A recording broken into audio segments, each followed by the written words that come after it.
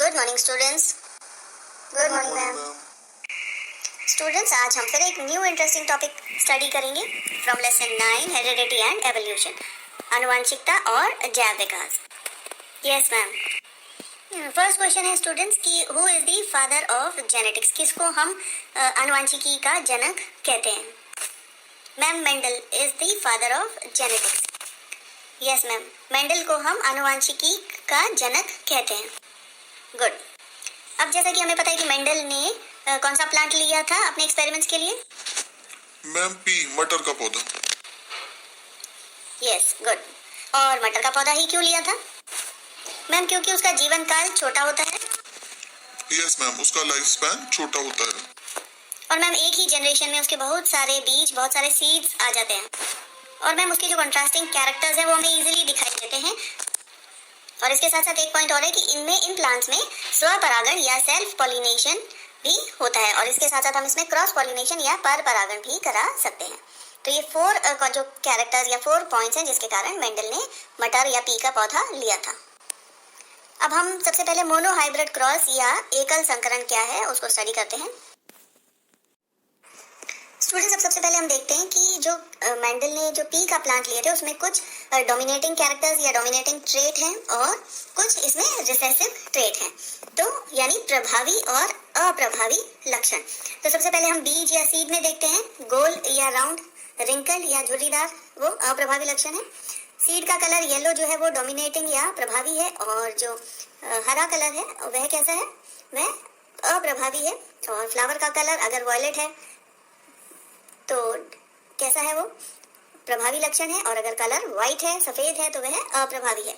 और जो उसका पॉड है या जो मटर का जो जिसको हम कहते हैं कि फली जो मटर की है वो अगर फूली हुई है तो वो प्रभावी लक्षण है। और अगर वो झुर्रीदार है या कंस्ट्रक्टेड है तो वो अप्रभावी लक्षण है। और इसके साथ साथ जो डोमिनेटिंग ट्रेट जिसको हम कहेंगे प्रभावी लक्षण है वह उसकी जो लंबाई है, लंबा पौधा जो है, और जो ड्वार्फ या जो छोटा पौधा है वह अप्रभावी लक्षण है। अब स्टूडेंट्स, एकल संकरण या मोनो हाइब्रिड में हम एक टॉल प्लांट यानी कि लंबा पौधा और एक हम बौना पौधा या ड्वार्फ प्लांट लेते हैं, और इनके बीच में जब हम क्रॉस पॉलिनेशन या क्रॉस हाइब्रिडाइजेशन कराएंगे तो फिर हम देखते हैं कि इसमें क्या रिजल्ट्स आते हैं। तो स्टूडेंट्स, जैसा कि आप देख रहे हैं कि टॉलनेस उसको हमने कैपिटल टी लिए हैं दोनों, और जो ड्वार्फ प्लांट है उसके लिए हमने दोनों ही स्मॉल टी लिए हैं। अब जब इनका आपस में जब हमने हाइब्रिडाइजेशन कराया तो जो हमें गैमीट्स, दोनों के गैमीट्स क्या है? कैपिटल टी जो है वो लंबे पौधे का है, और ड्वार्फ प्लांट या छोटे बौने पौधे का स्मॉल टी है। और जो हमें युग्मक या गैमीट्स मिल रहे हैं वो कैपिटल टी और स्मॉल टी है। अब हम अपनी F1 जनरेशन में देख रहे हैं कि हमें जो पौधा मिला वो कैसा है। उसमें आप देख रहे हैं कि कैपिटल टी है। दोनों के संकरण से या हाइब्रिडाइजेशन से हमें जो पौधा मिला उसमें एक कैपिटल टी और एक स्मॉल टी हमें नजर आ रहा है। तो अब कैपिटल टी जैसे हमें पता है डोमिनेटिंग कैरेक्टर है या प्रभावी लक्षण है, तो ये F1 जनरेशन का पौधा क्या हुआ? ये जो है लंबा पौधा मिलेगा हमें। स्टूडेंट्स, यहाँ पर कौन सा लॉ या नियम लागू हो रहा है? जो नियम लागू हो रहा है वह है लॉ ऑफ डोमिनेंस या प्रभाविता का नियम, क्योंकि यहाँ पर जो प्रभावी लक्षण है वही हमें देखने को मिलता है। अब हम स्वपरागण या सेल्फ पॉलिनेशन कराएंगे। ये जो हमें जो लंबा पौधा मिला है, इस लंबे पौधे को इसी लंबे पौधे के साथ जब हम हाइब्रिडाइजेशन या स्वपरागण करेंगे तो अब हम देखते हैं कि हमारे रिजल्ट्स क्या आते हैं F2 जनरेशन के। अब स्टूडेंट्स, इसको कैलकुलेट करना बहुत आसान है। सबसे पहले ये जो हम गैमीट्स लिख रहे हैं इसको हमने सेग्रीगेट करके लिखा है, और हमने इस तरह से एक ग्रिड बनाया है। अब आप इसमें ध्यान रखें कि इसमें हमारे ये 4 स्क्वायर्स हैं, और किस तरह से जो कैपिटल टी और स्मॉल टी हमने ऊपर लिखा है और एक कैपिटल टी और स्मॉल टी हमने लेफ्ट साइड में लिखा है। हर स्क्वायर में अब आप देखें कि किस तरह से जो एक कैपिटल टी और एक और कैपिटल टी अगर आ रहा है, दोनों ही कैपिटल आ रहे हैं, तो मीन्स ये हमारा पौधा कैसा हुआ? टॉल या लंबा पौधा। दूसरे में आप देख रहे हैं कि एक कैपिटल टी है और एक स्मॉल टी है, तो जैसा कि हमें पता है law of dominance, capital T आ गया तो ये भी हमारा लंबा पौधा होगा। थर्ड में हम देख रहे हैं कि अगेन ऊपर से अगर हमने कैपिटल टी लिया है और स्मॉल टी साइड से अगर हम ले रहे हैं तो ये भी हमारा कैपिटल टी इसमें आ रहा है, तो ये भी पौधा हमारा लंबा पौधा होगा। और फोर्थ बॉक्स में अगर हम देखें तो हमारे दोनों ही स्मॉल टी हैं। तो स्टूडेंट्स, ये पौधा कैसा हुआ? ये हमारा ड्वार्फ या बौना पौधा होगा।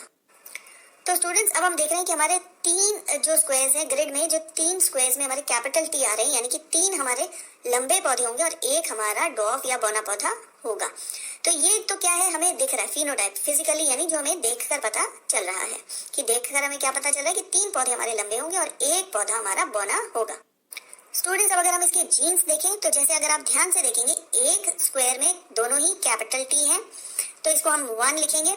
उसी तरह से 2 स्क्वायर्स में अगर हम देखें तो एक कैपिटल टी और एक स्मॉल टी है, यानी कि इन दोनों के जीन्स सेम है, तो यहाँ पर हम लिखते हैं 2। और एक है जिसमें दोनों ही स्मॉल टी है तो इसको हम लिख रहे हैं 1।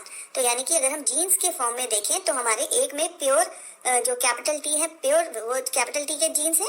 सेकंड में अगर हम देखें तो हमारे मिक्स है, कैपिटल भी है और स्मॉल भी है, लेकिन यहाँ पर डोमिनेटिंग क्योंकि कैपिटल टी है तो पौधा तो हमारा लंबा है, लेकिन उसमें दोनों ही तरह के जीन्स या युग्मक प्रेजेंट है। और थर्ड जो वो प्योर डॉफ है जिसमें दोनों ही स्मॉल टी है। तो यानी कि जीनोटिपिकली हमारा रेशियो क्या आ रहा है, 1:2:1। होप स्टूडेंट्स ये एकल संकरण या मोनोहाइब्रिड क्रॉस आपको क्लियर होगा। स्टूडेंट्स अब एक बार जल्दी से हम रिकैप कर देते हैं। तो फादर ऑफ जेनेटिक्स कौन है, आनुवांशिकी का पिता कौन है, मेंडल। मेंडल ने अपने एक्सपेरिमेंट्स के लिए, अपने प्रयोगों के लिए किस पौधे का चयन किया, मैम मटर का, पी प्लांट। पी का हमें साइंटिफिक नेम पता है ma'am? Pisum sativum. Good.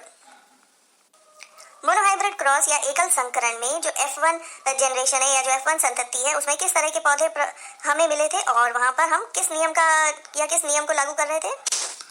Ma'am F1 generation में सारे के सारे लंबे पौधे थे और वहां पर लॉ ऑफ डोमिनेंस या प्रभाविता का नियम लागू हो रहा था।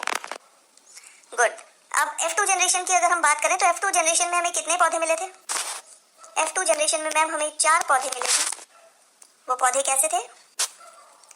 मैम 3 तो लंबे पौधे थे और 1 बौना पौधा था। ये जो हमें रेशियो है 3:1, ये उसका फिनोटिपिक रेशियो है। और जीनोटिपिक रेशियो कोई बताएगा? मैम उसका जीनोटिपिक रेशियो था 1:2:1। वेरी गुड स्टूडेंट्स, यानी कि ये आपको टॉपिक क्लियर है। होप स्टूडेंट्स आज का हमारा जितना भी डिस्कशन है वो आपको समझ में आया होगा। अब हम नेक्स्ट क्लास में डाई हाइब्रिड क्रॉस को स्टडी करेंगे।